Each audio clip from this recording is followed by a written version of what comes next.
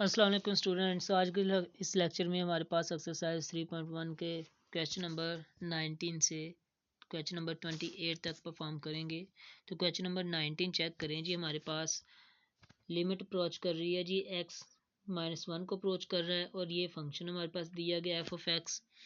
अब अगर हम इसमें डायरेक्टली -1 पुट करेंगे तो हमारे पास जो आंसर आएगा बच्चे वो 0/0 फॉर्म का आएगा।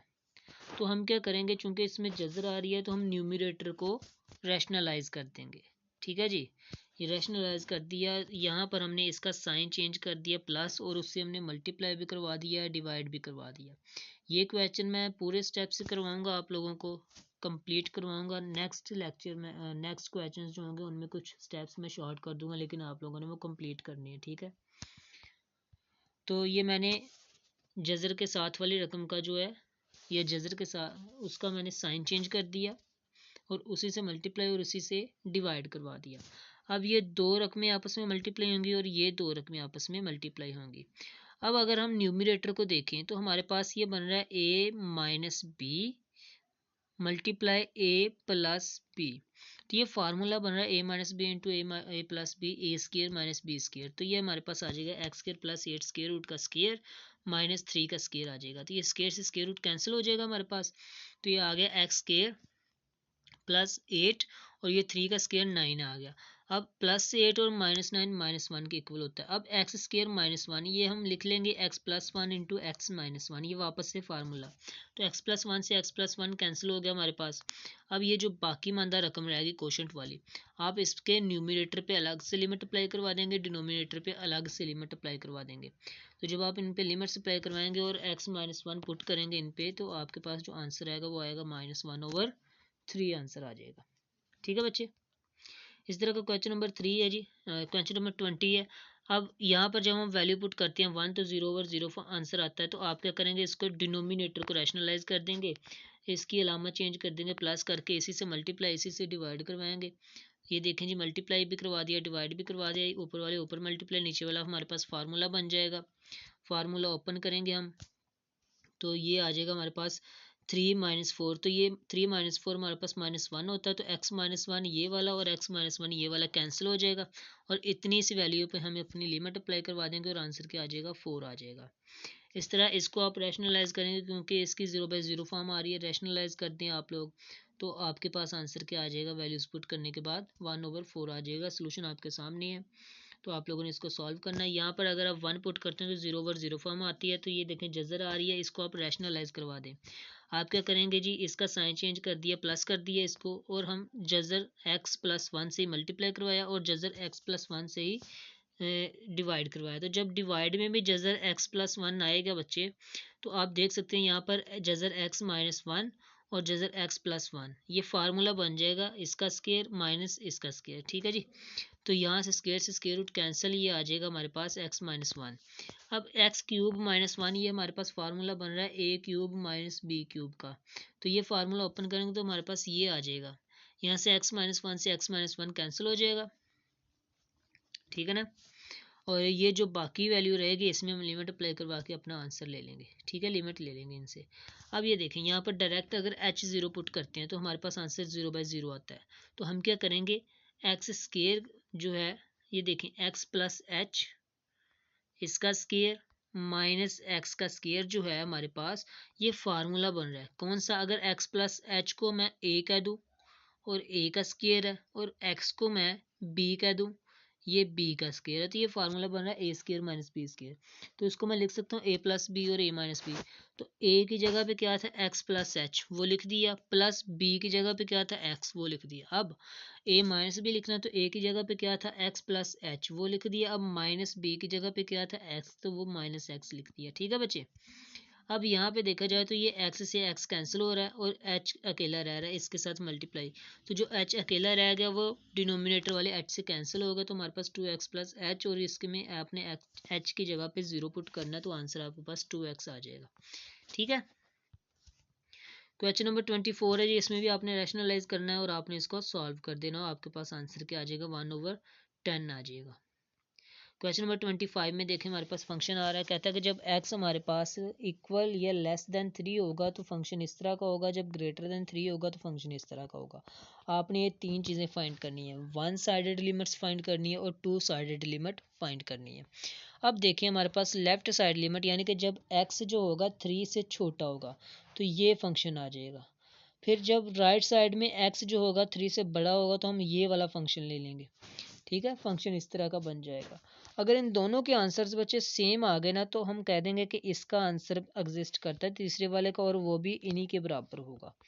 ठीक है,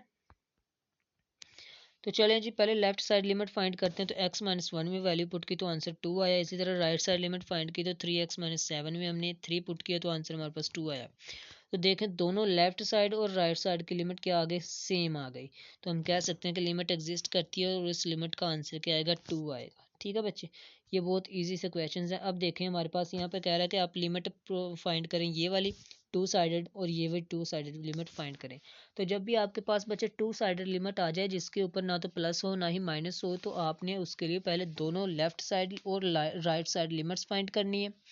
और जो अगर उनके आंसर सेम आए तो आप फिर कहेंगे कि लिमिट एग्जिस्ट करती है और फिर आप इसका आंसर लिख देंगे। ठीक है, अगर आंसर सेम ना आए तो आप कहेंगे ये लिमिट एग्जिस्ट नहीं करती, तो आप इसका आंसर भी नहीं लिख सकते।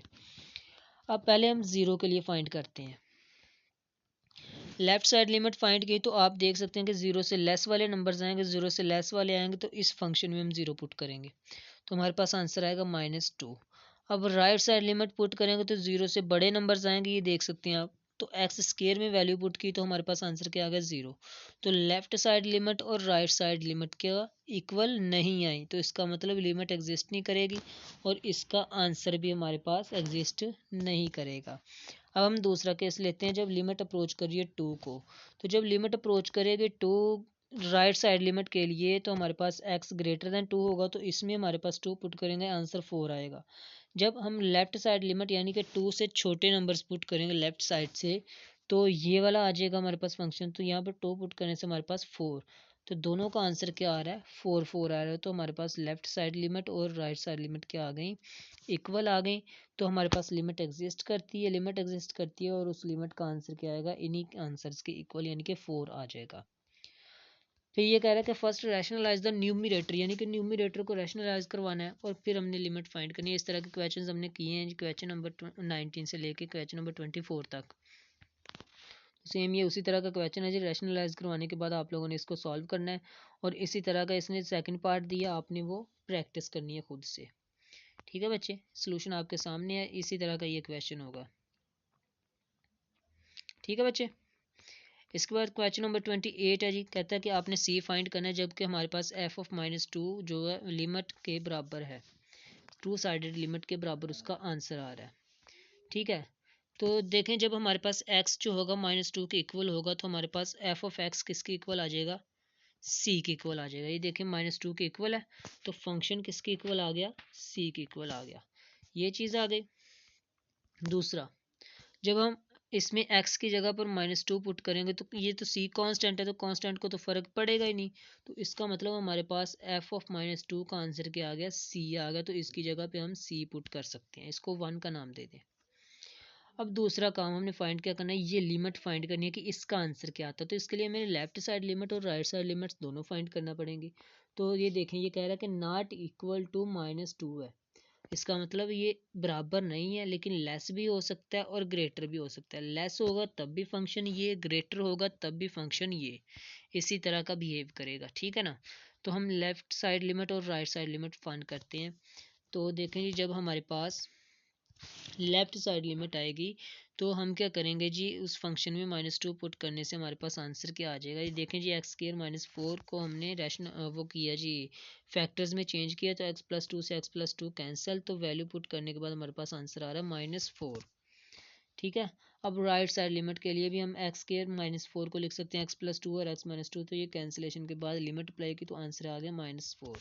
लेफ्ट साइड लिमिट का आंसर और राइट साइड लिमिट का आंसर इक्वल आया, तो इसका मतलब लिमिट एग्जिस्ट करती है और उस लिमिट का आंसर भी क्या होगा, -4 ही होगा।